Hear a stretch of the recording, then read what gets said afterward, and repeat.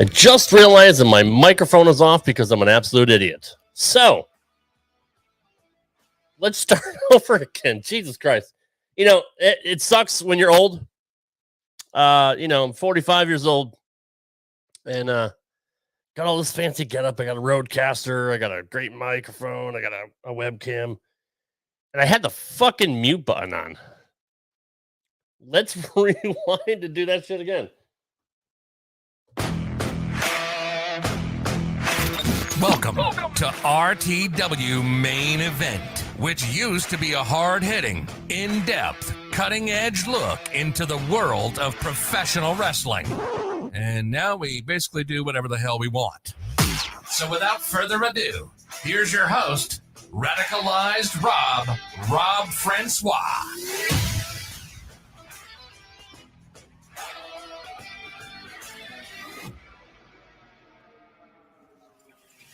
Hey guys, welcome back to RTW Main Event. I am your host, Radicalized Rob Francois. WrestleMania 38, Night One is in the books. You know, when a company like WWE wants to do something right, they proved that they could do it without a shadow of a doubt, better than any other company on the planet. Now, admittedly, if you guys follow me, you know I don't watch the weekly product. I don't watch Raw. I don't watch SmackDown. I don't watch NXT, AEW, Impact, MLW, or New Japan because I was tired of getting my intelligence insulted by the people that book modern-day wrestling. I tried to give AEW a chance. I watched it in the beginning. I can't get behind the flip-flop and flies, the no psychology, the no selling. Tony Khan he's going to be the downfall of all elite wrestling. He's a coked-up wrestling nerd that has all the money in the world to book his fantasies. God bless him. If I had that much money, I probably would too. What I witnessed tonight was one of the greatest pay-per-views I've seen in quite a while. Now, while I do not watch the weekly product, I do watch the pay-per-views. Andy Minkus in the house. A 57-year-old Stone Cold Steve Austin had the greatest return match. Dude, we're going to get to that in a second, but I mean, Stone Cold looked absolutely fantastic. But I want to start with the Hall of Fame. It was great to see the Steiner brothers. Great to see Queen Charmel. The family of Leon White Vader. The family of Shad Gaspard, the winner of the Warrior Award. But Mark Calloway, The Undertaker, completely stole the show. And admittedly, of course, we should have expected it. I didn't expect his promo or his speech to go an hour and a half. But it was the most real, the most genuine speech I've ever seen in the history of WWE Hall of Fame. We've had really great speeches. It is fitting that Mark Calloway was able to get that time, considering his retirement send-off was during COVID in front of nobody. An empty building.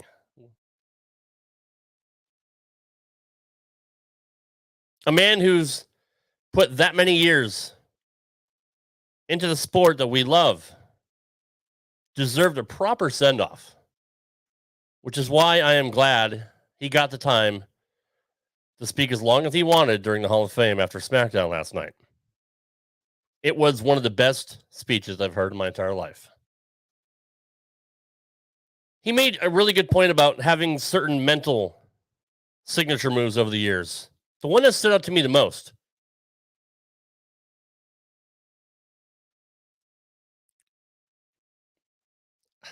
get a little choked up about it. Perception is reality. I got to meet Mark Calloway, and I've said this on my show several times. I've said this week, but I'll share it again for those of you that might not know. I met Mark Calloway, The Undertaker, at a restaurant in Connecticut called Papagino's in Windsor Locks, Connecticut, across from Bradley Airport. I bowled in junior leagues during that time. at Bradley Bowl, which is right next door. Well, after we got done with our league one Saturday morning, my friends and I went over to Papa Gino's to grab some lunch. We didn't realize that there was a WWE, WWF at the time, show in Hartford. We saw Jimmy Hart, who, I mean, to us 13, 14-year-old kids, I mean, even he was taller than us. You know, he's kind of a short guy. Super nice. Super nice. Saw Hacksaw. I mean, barrel chested. I've never seen anybody that big in my entire life, right? Like just a huge, massive man. Then the Nasty Boys walk in, and all hell broke loose. Like Brian Knobs grabbed the microphone that they used to call out orders and just says, Hacksaw Duggan's in the house. Hilarious. And then this 6'10" giant walks in a Ribera Steakhouse jacket. And if you guys know anything about that, then you know. It was The Undertaker. Now, granted, this was early 1991. He had just come into 1990 Survivor Series. Oddly enough, in Hartford that November before. They got their food. They sat down. Hacksaw sat by himself, and the Nasties and Undertaker sat together because they were heels. So keeping kayfabe alive back in 1991, you got the babyface sitting by himself, and you got the heels sitting together. Well, none of my friends had the guts to go up to any of them, especially the Undertaker. And me, as a 14, almost 15-year-old kid, kind of got dared to do it, so to speak. And so I did. I had a piece of paper and a pen, and I go up to him as he's sitting there. And I'll never forget it. He's eating a tuna sandwich, a tuna sub, a tuna grinder, as we say up in New England. I said, Mr. Undertaker, sir, can I please have your autograph? And he sat there for a minute. Put down his sandwich. Was looking forward. And then I'm looking at the Nasties and like, oh, fuck, this kid's got some balls, right? Doesn't look at me, but takes the paper and pen from me. Writes, rest in peace, The Undertaker. And who knows, at that point, may have been one of the earliest, or maybe the first autograph he ever did since coming into WWF, because, you know, he's not the one to make any appearances or autograph signings, or, you know, he's usually in character. And he said something at the ceremony last night that really, really resonated with me. You never know when you say hi to somebody or ask somebody how they're doing or shake somebody's hand, how that can change them, how that could change their lives. So even back then in 1991, he realized that.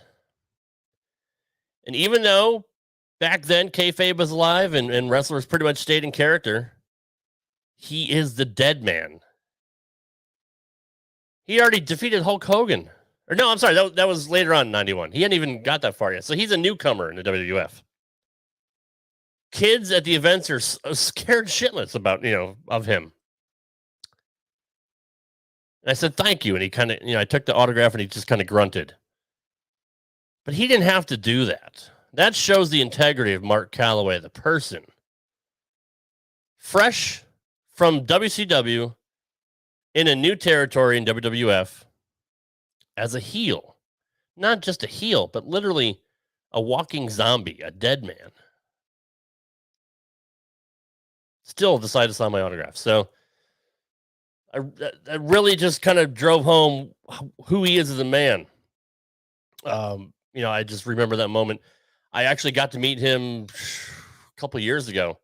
You know, 30 years later, he was helping out his buddy, the good mayor, Glenn Jacobs, Kane, when Mayor Jacobs was running for the mayor of Knox County. That's right. Mayors cost nothing. Exactly right. And I had 2 copies of the first cover he ever made of WWF Magazine from 91. I don't know why I had 2 copies. Back then, you know, in the 80s, I subscribed to it in the mail. It came to my house. Maybe I got a duplicate. Maybe my dad bought me one. Didn't realize I had one. I don't know. One I opened and one I kept sealed in the original packaging with the little white sticker on it that has my name and address on it. That's how they used to come. In a clear plastic, like cellophane package with their logos on it and all that. And for whatever reason, I carried it all over the country, everywhere I've ever moved. I still had that sealed and put away. Perfect. Never opened. And Taker never ever does appearances or autograph sessions. And he did want to help out Glenn Jacobs. So I went to this event, waited in line forever to get through. And I had the magazine. And I gave it to him and I opened it right in front of him. I said, "Sir, I met you 30 years ago. You would never remember it. And for whatever reason, I kept this magazine for 30 years and never opened it." And I opened it in front of him. He's like, "You're kidding, right?" I said, "No." He's like, "Wow, that's pristine." I'm like, "Yeah." And he signed the cover for me. I actually might have it here. I might have it here somewhere.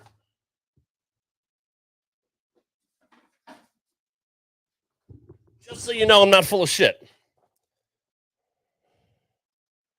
I don't live there anymore. You can see my address. I really don't care. In the mail for 30 years. And never opened it until that night. Undertaker, 2018.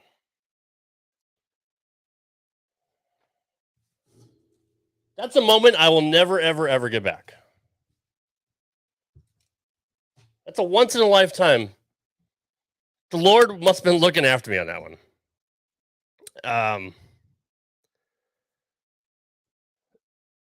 So Mark Calloway is who he says he is. He is a very genuine human being and a man of faith. Obviously, his wife is a Christian.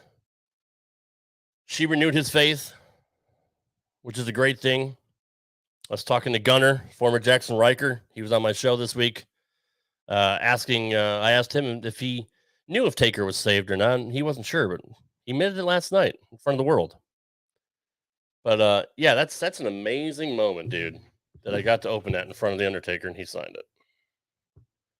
Just so you know, I'm not full of shit. The original bag, so cool. Anyways, moving on to WrestleMania. Let's get into the card. There's a lot of surprises tonight. Kicked off the main card with the Usos defending their SmackDown Tag Team Champions against Shinsuke Nakamura and Rick Boogs. And Boogs is so over. So friggin' over. I mean, we know everybody loves Shinsuke, but the whole presentation with Boogs firing the crowd up, playing Shinsuke down to the ring, it's a pretty cool thing to see. And it was a really good match. I don't know if Boogs legit got hurt, but he had Jay up in a fireman's carry, and Jimmy jumped in and was going to jump on top of both of them, jump on Jay's back. And I don't know what the spot was supposed to be, but Boogs went down and held his right knee. Now, if you know anything about wrestling, you typically always sell the left. In Mexico, they always sell the right, but traditionally in the U.S., you always sell the left side. And then he went out of the ring, and we didn't see him until the end when they were helping him out. So he was no longer part of the match. Either he's an amazing seller, or he was legit hurt, and they kind of had to, get through the rest of the match, calling on the fly until they get to the finish, in which the Usos won, which is pretty impressive. I mean, it was a really good match. So hopefully Rick Boogs is okay, because it didn't look good. Didn't look good at all. We then get to Happy Corbin against Drew McIntyre. Now, look, I love Baron Corbin. I think Baron Corbin has been one of the most improved wrestlers in the last few years. Really, really worked hard on his character. We knew he was a stud. We knew he was a natural athlete, former football player, college and pros. Transferred over to wrestling and really picked it up right away. One of the few college athletes that picks up wrestling really, really fast. Thank you, Andy. I liked the sad Corbin stuff. I thought it really showed a new side of him. But then the Happy Corbin just getting so old. And look, I love Madcap Moss. Guy's built like a brick shithouse. Fantastic athlete. Won the Andre Battle Royal. I really hope they do something with him other than this in the future. But I want Baron Corbin to go back to the lone wolf. I want Baron Corbin to go back to being just a badass, ass kicker. And what's really funny, I didn't realize it until Michael Cole or Corey Graves mentioned it tonight. When Drew McIntyre kicked out at the end of days, one of the announcers mentioned that was the first time anyone's ever kicked out of the end of days. Can you believe they have protected that finish for what, 4 years now, 5 years, however long he's been up and on NXT? That's absolutely incredible. And for McIntyre to be the one, who better? I mean, McIntyre deserved his moment during COVID when he won the title during an empty arena with the empty arena, which was sucked for him. It really did. Hopefully he gets back up in that position again. But man, the first one to ever kick out at the end of days is just that's pretty incredible. But Drew ended up getting the win in a really, really good match. I really enjoyed it. The Miz and Logan Paul against the Mysterios, Ray and Dominic. I've been following Logan Paul and Jake Paul for a while. They're very interesting to watch on YouTube and TikTok and whatever else. And, they're both pretty badass, especially Logan. Logan's a badass fighter. Really good boxer. In great shape, got a great look, and such a dick. Whether he is in real life, I don't know, but plays such a great heel. Perfect for him. Wrestling is tailor-made for him. And The Miz, what can we say about The Miz? The Miz has been around for a long time. Miz is a company guy. He's John Cena's light, making all the company appearances, all the charity appearances over the years, being the company guy, being an ambassador for the brand, tirelessly working to promote himself and the WWE. Perfect partner for Logan Paul.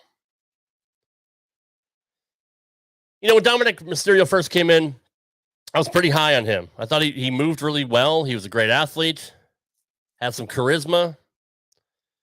But I feel like a couple years later now, he hasn't really progressed. He's almost regressed. I didn't like what I saw from him tonight. He was kind of sloppy and all over the place. Logan Paul, however, for not being a wrestler, looked absolutely fantastic. He could sell. He could bump. It's one thing to teach a celebrity or, an outside athlete wrestling moves and doing choreographed spots. But it's another thing to have great timing and know how to sell. He did the Three Amigos tonight. It was so fucking good. Then he gets up in the top turnbuckle and does the Eddie shimmy, which I can't even do. And hits an amazing frog splash, like picture perfect frog splash. Kid's got balls, man. That's real heat. That crowd was pissed. Miz and Paul got the win. I wasn't expecting that. I really wasn't.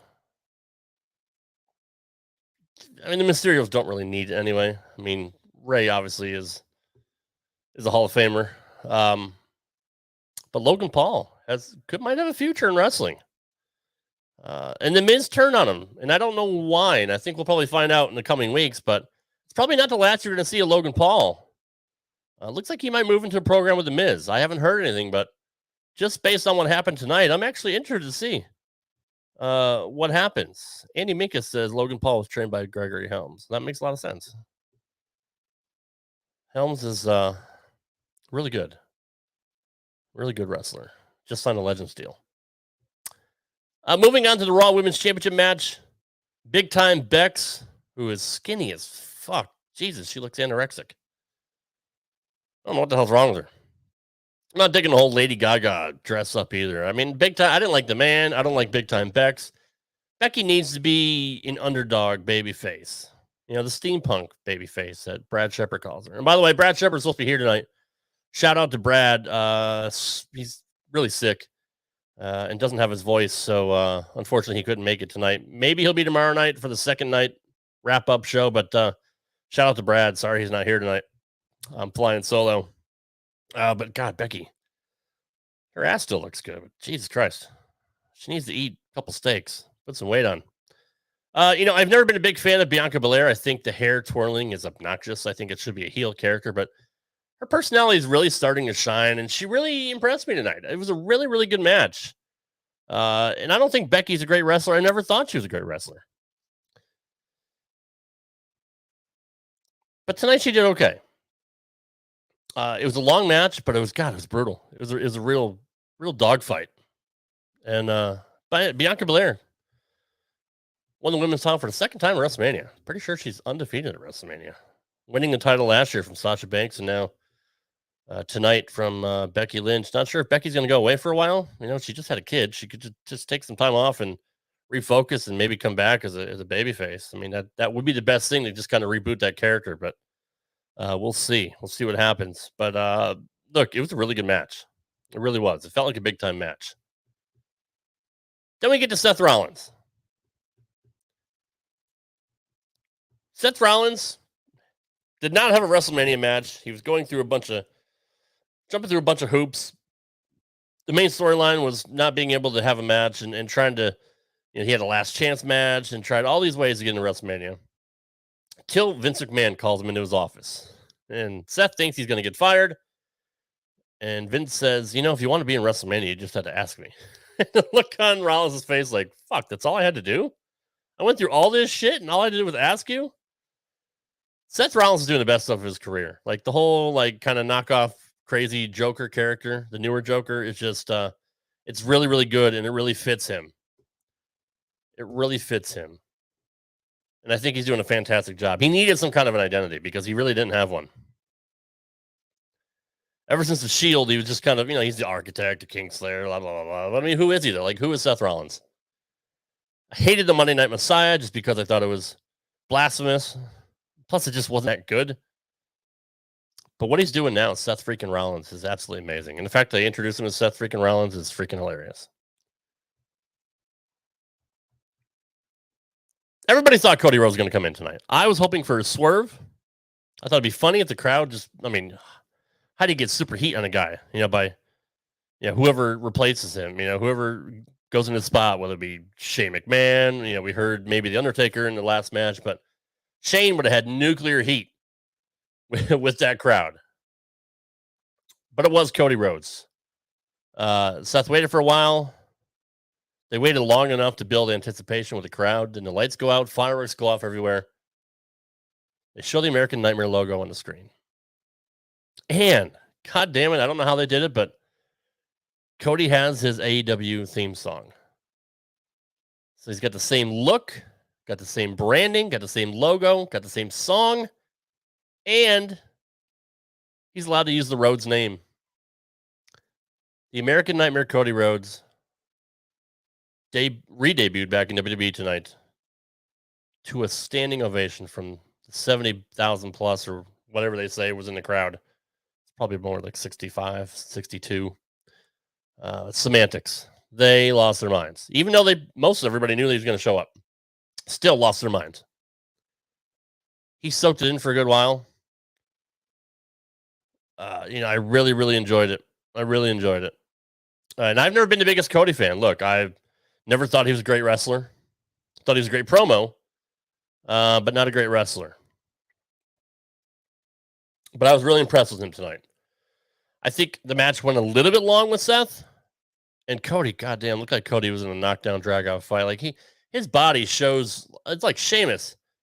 He's not as white as Sheamus, but man, his body really shows like scars, like Miz too, like scratches on his back and bumps. His face was fucked up, and he may have legit broke his ribs too when he was trying to power up.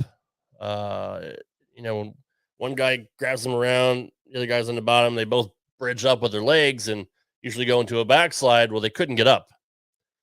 And I think Cody may have been hurt from that or before that. Yeah, he's allowed to use a neck tattoo. I mean, obviously, they couldn't take it off. Looked like it was even bigger and more colorful tonight. Like you got it touched up or something. But no, it was a really good match. Shit ton of crossroads tonight too. I wish Cody would have hit the pedigree for the win because that just I would have fucking popped huge for that. And he almost did it. And he ended up doing a butterfly butterfly suplex or butterfly power bomb, whatever it was, or tiger bomb, whatever the fuck you want to call it. And I would have popped huge. If that was a pedigree. That would have been fitting. Don't know if he's ever had words since he's come back with Paul Levesque, Triple H.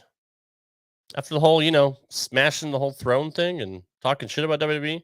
Look, I told my wife tonight, they're all carny, dude. All wrestlers are just weird individuals.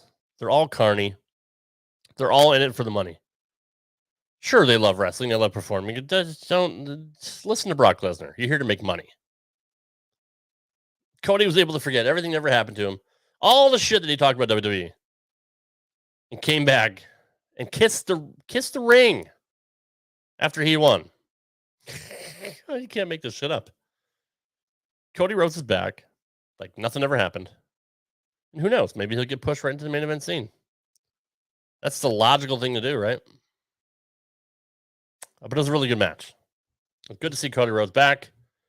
In my opinion, where he belongs. And fuck you, Tony Khan, because that was a big kick in the dick to him. You know, Cody comes back. He's entered right into WrestleMania on the first night. The biggest event of the entire year. I don't give a fuck what AEW does in 10 lifetimes. They'll never get bigger than WrestleMania. It's just impossible. The odds are too stacked up against them. And for one of the guys, basically the guy that really got AEW started to be in WrestleMania,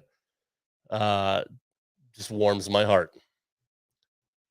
Charlotte Flair against Ronda Rousey for the SmackDown Women's Champion. This match really surprised me. I was really surprised at the outcome. I did not expect Charlotte Flair to win tonight. I figured, what is the point of bringing Ronda back after all this time? Just had a kid, 4 months out of, removed from having a baby. Comes back at the Rumble and wins it. To lose to Charlotte? Charlotte doesn't need to win. And I guess, in a way, Ronda doesn't need one either, but still, like, what was the point of all that? To really put over Charlotte Flair as the greatest of all time? I mean, they love Charlotte. Don't get me. I mean, obviously, she was like undefeated at pay-per-views for a long time. She's the queen. I mean, she is Ric Flair with titties. Rumble on the hill. Old chap says WWE shows have a good flow. Yes, this show had a fantastic flow. Adam Finch, Noelle Foley is surprised the Undertaker didn't mention her Hall of Fame. Yeah, I saw her tweet last night. She's an asshole. I don't think he mentioned Mick because Mick's a fucking liberal snowflake crackpot. But don't make it about yourself or your dad. Like, fuck the Foleys. Seriously. It would have been nice to hear my dad's name mentioned. Suck a pack of dicks. That's what I feel about that. Anyways.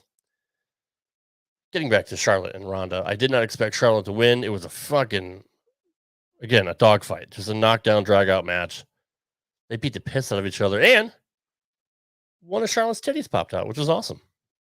I was like, the screen went black, and I could still hear the commentary. I'm like, what the fuck happened to the... I'm like, it's almost like the finish of the match. Like, what the fuck is wrong with the video? Obviously, there's an 8 or 10 second delay, and when she got Ronda in the figure 8, and she bridged up, one of the puppies popped out, because looks like one of the straps in her bra came loose. So, I don't know if they're going to edit it out or the network, but anybody that saw it, that was pretty awesome. Ronda won't be back. She might not be. But it was a good match. Fuck Billy Body. He doesn't know shit. Anyway, he's a cocksucker. Tell him I said that. Great win for Charlotte, though. I mean, really. Just cements her legacy as being one of the greatest women of all time.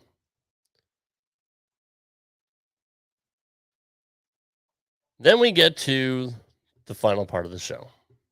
Which, look, I said on Twitter I had hoped KO and Steve Austin open the show. So what better way to open WrestleMania? It's a Steve Austin pop. Yeah, Little H was the ref that caused Ronda to lose. That's actually pretty funny. But no, and I'm like I said on Twitter, if Austin and KO go last, I'll be the first one to admit I was wrong, and I was wrong. Dave Meltzer said it was going to be the last segment, and we're like, "Fuck you, Dave, crazy old Dave, you autistic dumbass." People fuck with him all the time, give him false information. Why is a talk show going to end end the night? And then he mentioned, well, it might actually be a match. And I'm thinking, 57-year-old Steve Austin doesn't need to have a match. So Brad Shepard and I talked about it this week on Brad Shepard Unleashed. Anywhere podcasts are found. Also on YouTube, Brad Shepard Unleashed. Check out the video version of the podcast, which I co-host and produce. Brad was supposed to be here tonight, but he was sick. So, what up, Brad? Ronda might be back for Saudi. Yeah, that makes sense. And Dave is a super creep. He is. And there, look, every now and then, the sun shines in a dog's ass. At least twice a day, right? Or once a day, or broken clock is right twice. Whatever the fuck it is. Steve Austin looked fantastic. Came out and greeted the crowd. We knew he was in great shape. He's been doing DDP yoga, DDPY. Easy for me to say. Looks in the best shape he's looked in a long time. Guns were out. He had vascularity in his muscles. Oh, Johnny Ace must have loved that. Oh, hey Steve, your muscles are so vascular. Can I help you get your pump on? Fucking Johnny Ace. Anyway, Stone Cold Steve Austin came out to a ridiculous ovation as always. There's nothing like a Stone Cold pop. I have witnessed it several times in either house shows or Raws or pay-per-views. I was at In Your House Degeneration X in Springfield when he took on, I forgot who it was. He took on, it might have been The Rock. He was fighting a Nation of Domination at that time.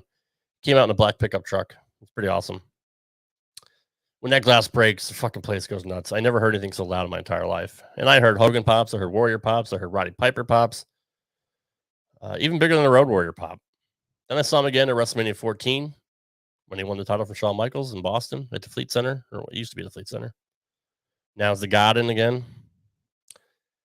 Saw him in Hartford the night Stephanie got kidnapped and was going to marry the Undertaker, and she was on that fucking cross or whatever, and Stone Cold saved the day. So I've heard plenty of Stone Cold pops over the years, and that one tonight was right up there. However many people were in the building, they all went banana, as Pat Patterson would say. Steve soaked it in for a while, went to each side of the ramp and put his arms up in the air, hit the turnbuckles, kicked Kevin Owens' poster board for the KO show, just kicked him out of the way and get up in the turnbuckles and saluted the crowd. Until KO cut him off and said, you know what, sit down. I want to have a conversation with you. And they went back and forth. Same old stuff from Kevin. Texas sucks, blah, blah, blah. So you know what, Steve? I actually lied to you. I didn't want you to come here for a conversation. Sometimes I lie. I don't do it very often. When I do, it's for a good reason. I can love that line. Was it The Rock in Your House DX? Yeah, I couldn't remember. I know the whole nation was there and he stunned somebody on the pickup truck, whatever. But yeah, it was The Rock. Yeah, that's right. You're right. Because they were chanting "Die, Rocky, die" when we were walking around the arena. It was fucking hilarious. That was even before the show started. Anyway, thank you, WG Phil. And yeah, Kevin Owens says, you know what? I didn't come here to talk to you. I came here because I want to fight. And we know fight Owens fight. He had his KO Mania 6 on with him and Austin. I love his shirts every year. It's just fucking fantastic. Attention to detail. I know Brad Shepard hates Kevin Owens, but I'm a really big fan of his. I love Kevin Steen. Look, for a big guy, he can still move, and he was bumping all over the place tonight. So he said he wanted to have a match with Steve Austin, not just any match, but a no-holds-barred match, which I knew if anything was going to happen, that's exactly what it was going to be, because I'm like, Steve's not going to take any bumps. Well, holy fuck. Steve says, if you want to see me have a no-holds-barred match with Kevin Owens, give me a hell yeah. Fucking crowd goes nuts. He goes, I didn't hear you. Give me a hell yeah. Fucking loud ovation. Give me a god, and he almost said goddamn, give me a goddamn referee.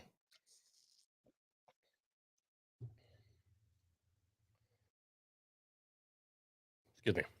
So they get a referee down the ring. Steve Austin says, I had my first match here in Dallas, Texas. You guys want to see me have my last match here in Dallas, Texas? And they did. They had a match. They brawled all over the place. Steve looked fantastic. His punches were stiff as fuck. They're on point, though. They brawled all over the place. Kevin bumped his ass off for Steve. They go over the barricade. They start fighting in the crowd. And Steve Austin took a vertical suplex onto the concrete. I popped huge for that. I'm like, number one, I was like, holy fuck, is he dead? Oh, yeah. Crowd was chanting during the foot stomps. He walked 2 mud holes. He kicked 2 mud holes in Kevin Owens and walked him dry. That was good to see that again. But Steve Austin took a took a vertical suplex onto the concrete, and you could hear the smack of the concrete.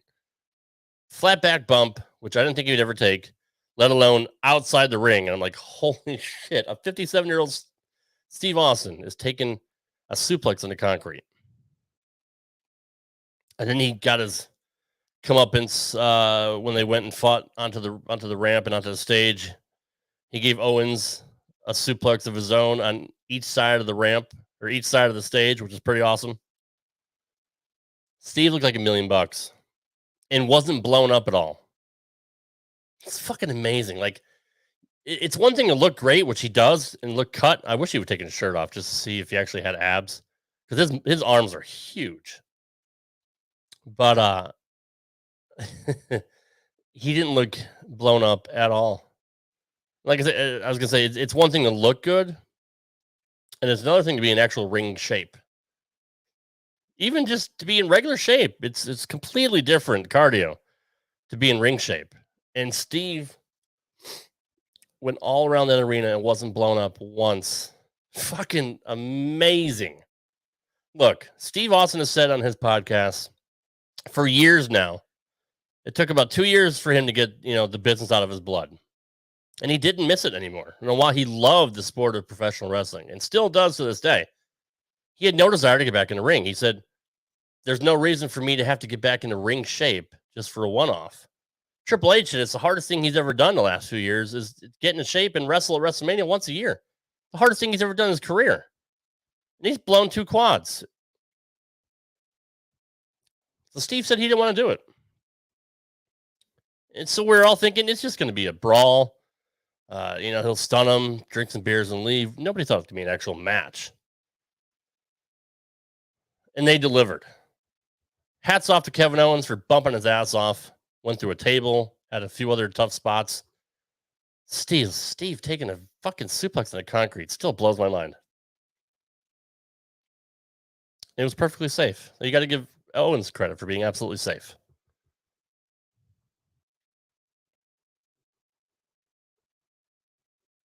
Steve got stunned. He kicked out of it. Crowd went crazy.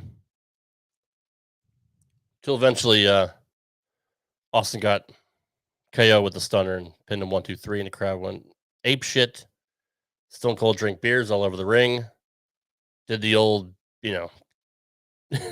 Kevin gets back up, kicks him, gives him another stunner, kicks him out of the ring. And then 2 Texas Rangers take him out. Cowboy hats and all. It's fucking fantastic. Steve popped for that one. Kept on drinking beers. Threw one to his brother. He missed it. He dropped it. Come on, man. You're Williams. You got to catch that beer. And then he calls Byron Saxton into the ring. And Corey Graves says, this is the moment I've been waiting my entire career since I started working with Byron Saxton, because apparently everybody in the whole free world knew what was going to happen, but poor old Byron didn't. Byron got in there in his ridiculous-looking suit, grabbed a beer, started to chug it. You know what's going to happen. Kick to the gut. Bam! Stunner! Byron sells like $1 million. Stone Cold drinks more beers. Calls his brother into the ring. They drink a beer together. Would have been fucking hilarious if he stunned his brother. GTA, motherfucker. Didn't happen, though. It was a cool moment. He got to share the ring with his brother. And Stone Cold Steve Austin gets to go out on his own terms in front of the crowd. I mean, not the exact crowd, but in the town that he started his career in Dallas, Texas, at the Sportatorium. Wrestlers are funny people. Number one, none of them can ever get the wrestling business out of their blood. I don't care what they say. It was 19 years since Austin last wrestled. And what was his last match at WrestleMania 19 in Seattle at Safeco? Had to go out quietly, never announced that it was going to be his last match, just kind of rode off into the sunset and told people, years later that, it was my last match. And I had to. I couldn't wrestle anymore. Absolutely amazing that he was able to come back 19 years later, 57 years old, in fantastic shape, never got blown up, put on a hell of a show with Kevin Owens, and gets to go out for the last time. Hopefully, the last time. Seriously, Steve, don't come back.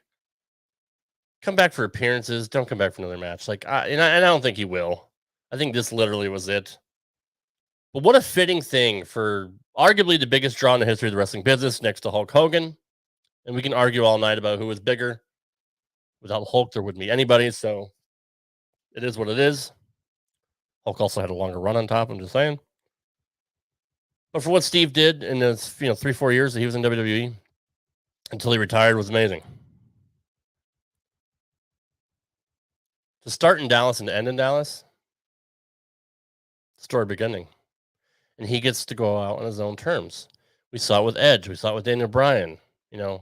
Ricky Steamboat had to retire because of a neck injury. Rick Rude retired and, was attempting a comeback.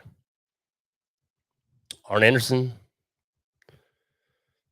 You never get the wrestling out of your blood. And Edge fought his ass off and came back. Daniel Bryan fought his ass off and came back. Ricky Steamboat came back at an advanced stage and fought Chris Jericho. Amazing matches. Wrestlers can't take it when they don't go out on their terms. It eats them alive. No matter what Steve said on the outside, on the inside, he's thinking, God damn, pal, I wish I still had that one moment. That last moment. Steve was able to do that. By the grace of God, he got through the match unscathed, put on a fantastic show, and ends his wrestling career in Dallas 30 years later where he started. It's truly remarkable. All in all, I get this show 5 stars, dude. Seriously, one of the best nights of WrestleMania I've seen in a long time. And I know that doesn't say much because last year it was all right, and the pandemic fucking sucked, and for a few years it's been pretty bad. But WrestleMania still continues to deliver. No matter what the fuck happens on a weekly basis, the pay-per-views are usually good. And it's WrestleMania. It doesn't matter if I don't watch the product anymore. I still watch WrestleMania. I still watch the pay-per-views. I still watch Rumble. I watch the weekly premium live event. Sorry. And Night One of WrestleMania absolutely delivered tonight. Top to bottom, not a bad match at all. 5 stars of a possible 7. 30 stars out of 30 stars. Really good stuff. I'm looking forward to night 2. Night 2 was supposed to be the banger. I mean, there's a lot of great matches coming up tomorrow night. Really looking forward to it. Looking forward to Brock and Roman, obviously, and looking forward to AJ and Edge. That's going to be that might be the match of the night.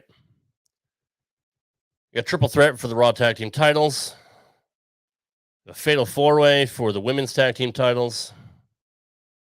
Got Johnny Knoxville against Sami Zayn. It's going to be a good show. It's going to be a really, really good show. We'll see I don't know if it could top tonight.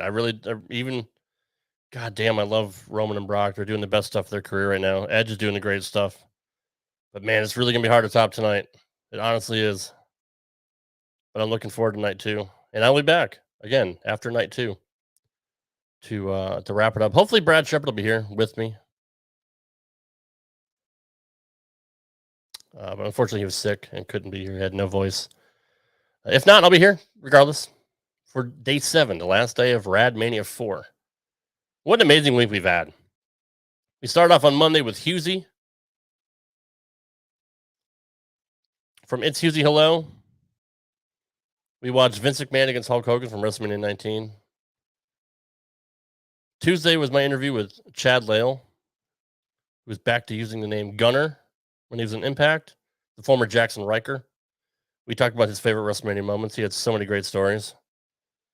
Wednesday, Drake Wirtz former NXT referee. Drake Wirtz and I watched Bret Hart versus Roddy Piper from WrestleMania 8.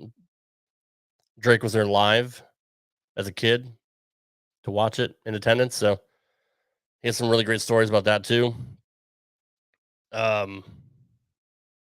Thursday. What the hell's Thursday? Jesus Christ. I'm getting so old, guys. B. Brian Blair. Sorry, former one half of the Killer Bees, B. Brian Blair. Came on to talk about his new book, Truth Be Told. And we also watched the Killer Bees against Nikolai Volkov and Iron Sheik from WrestleMania 3. It's the first time you ever watched that match back since it happened. So that was a really cool moment to share with him and get some insight from him from what it was like to be at WrestleMania 3 and compete in that match, and how the match should have been booked differently. This is all up in my audio feed, RTW brand. The videos will be coming out on YouTube, Rad Rob Gaming here next week. And Friday was John Paz from the Two Man Power Trip. We broke down WrestleMania 5 in a fascinating conversation. Absolutely enjoyed it. John is such a good friend and such a good guy. He is the podfather of wrestling. He's got so many interviews in the books, including Sting and Hulk Hogan. It was absolutely amazing. But we broke down WrestleMania 5 match by match, talked about backstory, talked about the legacy of the wrestlers that were involved. It's a really fascinating conversation. But all that is on my RTW brand feed, RTW main event, RTW Rewind. It's all part of one umbrella under RTW. So check that out. RadMania 4, my 4th annual week, where I do a week long of shows, one show every day. And tomorrow will be the end of it. Tomorrow will be day 7, WrestleMania 38 Night 2, post-game wrap-up show.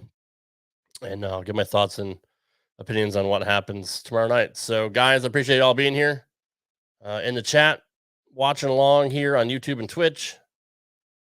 The audio version, if you missed any of it, will also be available on the audio feed. But yeah, thanks for watching, guys. Appreciate your support. If you want to follow me on Instagram and Twitter at RadRobGaming, if you want to check me out on my Twitch gaming stream every Tuesday and Saturday night, I stream on twitch.tv/RadRobGaming. And if you're watching here on YouTube, it's my gaming channel, RadRob Gaming. Check out all my 1,000 videos I got fucking put up here. It's ridiculous. Even my daughter's playing video games now, and she's a fucking prodigy. She's a good Super Mario Maker 2 player. She's only 3.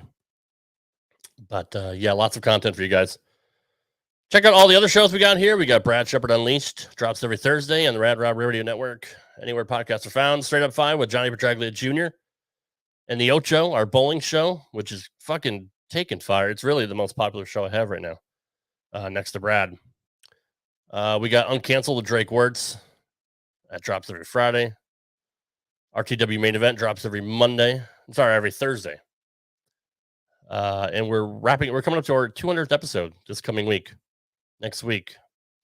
200th episode, which really I've done like 500, but we're actually in sequential order. It's the number 200 show that we've numbered, other than bonus shows. So we'll have a big celebration for that. It'll be the finals of our RTW Top 5 Challenge Tournament of Champions. We got Bobo taking on Marky Mark.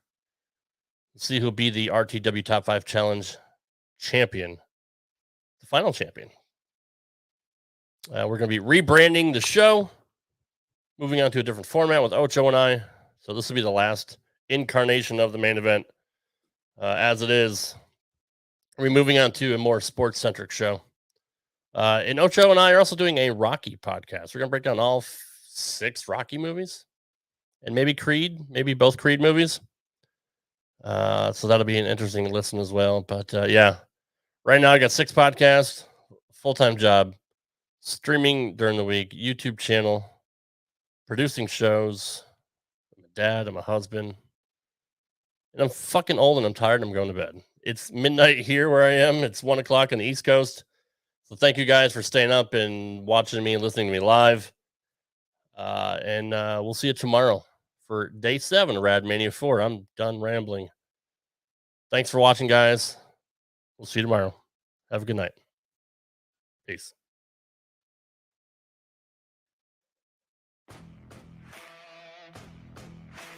Thank you for listening to this edition of